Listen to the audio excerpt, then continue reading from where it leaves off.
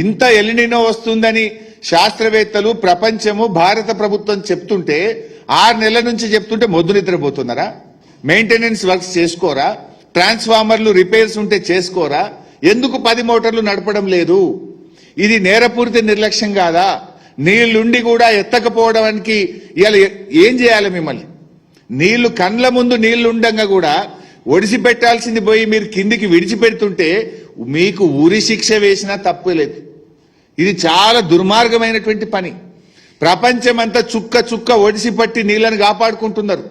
ఇవాళ మీరు ఆ కాళేశ్వరంలో ఎత్తమంటే అక్కడ డ్రామాలు, ఇక్కడేం డ్రామాలు? మరి ఈడెందుకు 10 మోటార్లు ఆన్ చేయడం లేదు అని చెప్పి ఇవాళ మేము అడుగుతా ఉన్నాం. మీరే చెప్పిండ్రు 85% పనులు పూర్తయినాయని. నిన్న పాకాల ప్రాజెక్టు కింద 29,000 ఎకరాల ఆయకట్టు ఉంటుంది. పాకాల కిందిగో ఈ కాంగ్రెస్ వాళ్ళు చెప్తే రైతులు నాట్లేసుకున్నారు. పాకాల కింద బ్రహ్మాండంగా నాట్లేసుకున్నారు. రామప్ప కింద కూడా నాట్లేసుకున్నారు. విషయం ఏంది? రామప్ప కింద 5,500 ఎకరాల ఆయకట్టు ఉంటుంది.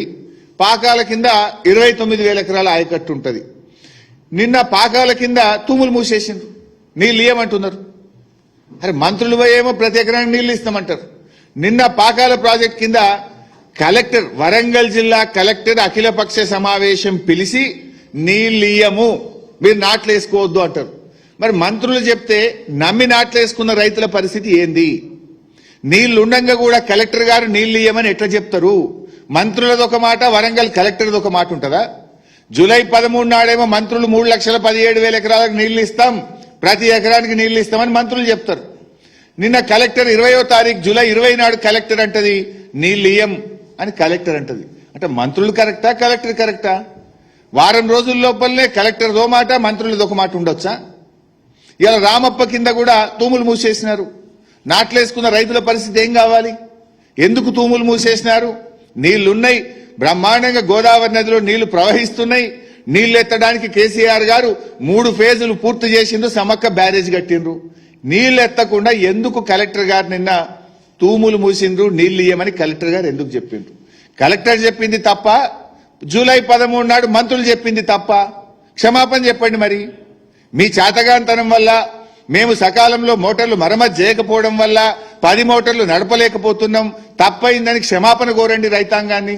రైతులకు ఇన్పుట్ సబ్సిడీ, మరి ఆ క్రాప్ హాలిడే ప్రకటించి డబ్బులు ఇవ్వండి రైతులకు. ఏం పిచ్చి తుగ్లక్ చర్యలేంది? ఇది తుగ్లక్ ప్రభుత్వం లాగున్నది. మంత్రులు పోయి ఇస్తామంటారు, కలెక్టర్ ఇయ్యమంటారు. What is this? It's a joke. చిన్నపిల్లలు ఆటలాగా చేస్తా ఉన్నారు మీరు ఈరోజు రాష్ట్రాన్ని. ఇది రాష్ట్రం నడిపే పద్ధతేనా? మేము అడుగుతా ఉన్నాం. ఇది చాలా దుర్మార్గమైనటువంటి పరిస్థితి. నిజానికి రైతులు ఎంత కష్టపడతారండి మనకు తెలియదా? ఒక ప్రభుత్వానికి ఈ రకంగా వ్యవహరించేది. రైతులు ఎప్పుడైనా బోర్ ఎండిపోతే, తప్పిపోయి ఒక రైతు బోర్ ఎండిపోతే నీళ్ల కోసం రకరకాల మార్గాలు ఎత్తుక్కుంటాడు. ఇంకో బోర్ వేస్తాడు, బోర్ను లోతు కొడతాడు, లేదంటే పక్క రైతు దగ్గర బోర్ను లీజుకు తీసుకుంటాడు. ఏదో ఒక రకంగా పంట కాపాడుకోవడానికి బోర్ ఎండిపోతే నానా తంటాలు పడుతుంటాడు రైతు. లేదా పక్కన ఓ కాలువలనో చెరువులనో నీళ్లుంటే కిలోమీటర్ దూరం పైపులేసి, రబ్బర్ పైపులేసి నీళ్లు తెచ్చుకొని పంటల్ని కాపాడుకునే ప్రయత్నం చేస్తాడు, తపన పడతాడు రైతు. ఒకవేళ కరెంటు పోతే, కరెంటు సరిగా రాకపోతే డీజిల్ ఇంజన్ పెట్టుకోనన్నా పంటను కాపాడుకునే ప్రయత్నం చేస్తాడు రైతు.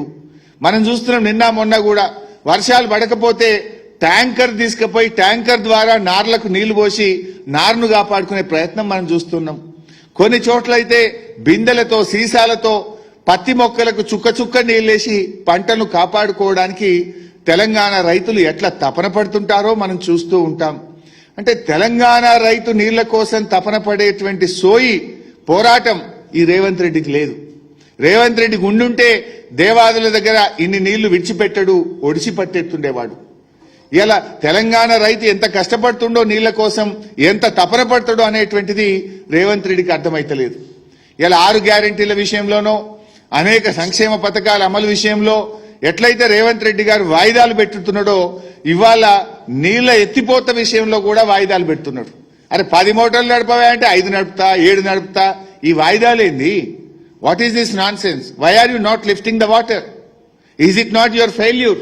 నీ చేతగాంతనం వల్ల, నీ నిర్లక్ష్యం వల్ల, నీకు రైతులకు ఉండే సోయి, చిత్తశుద్ధి లేకపోవడం వల్ల ఇవాళ నీళ్లు కిందికి జారవిడుస్తా ఉన్నావు.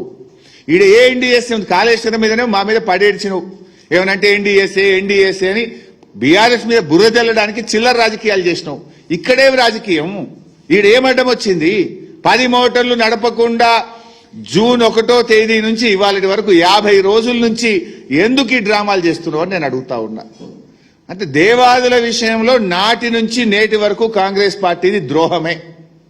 2011లో దేవాదుల టనల్ కూలిపోతే 3 ఏళ్లు దేవాదుల ప్రాజెక్టును పట్టించుకోకుండా మూలకు పడేసిందే కాంగ్రెస్ పార్టీ.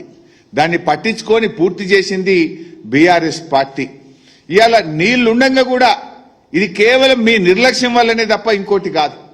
ఎలినినో పేరు చెప్పి ఎగనామం పెడితే బీఆర్ఎస్ పార్టీ ఊరుకోదు. ఇది ఎలినినో తెచ్చిన కరువు కాదు, కాంగ్రెస్ నిర్లక్ష్యం వల్ల వచ్చిన కరువు ఈ వరంగల్ జిల్లాకు. ఎలినినో ఉంది గనుకనే ప్రతి బొట్టును కూడా ఒడిసి పట్టుకోవాల్సిన బాధ్యత ఈ రాష్ట్ర ప్రభుత్వం మీద ఉంది. ఈ ముఖ్యమంత్రి రేవంత్ రెడ్డికి మాట్లాడితే తిట్ల మీద ఒట్ల మీద ఉన్న ధ్యాస నీటి బొట్లు ఎత్తే విషయంలో రేవంత్ రెడ్డికి లేదు. మాట్లాడితే తిడుతూనే ఉంటాడు కదా మమ్మల్ని. గా తిట్ల మీద ఉన్న సోయి ఏమనంటే ఆ రాముల వారి మీద ఒట్లు పెడుతుంటాడు తాపుకోసారి, అవి కూడా తప్పుడే. ఆ ఒట్ల మీద ఉన్న శ్రద్ధ, రాజకీయాల మీద ఉన్న శ్రద్ధ నీటి బొట్లను ఎత్తడం మీద పెడితే నీకు కొద్దిగన్న పేరు మిగులుతుంది, లేదంటే చరిత్రహీనుడిగా రేవంత్ రెడ్డి మిగిలిపోతాడు.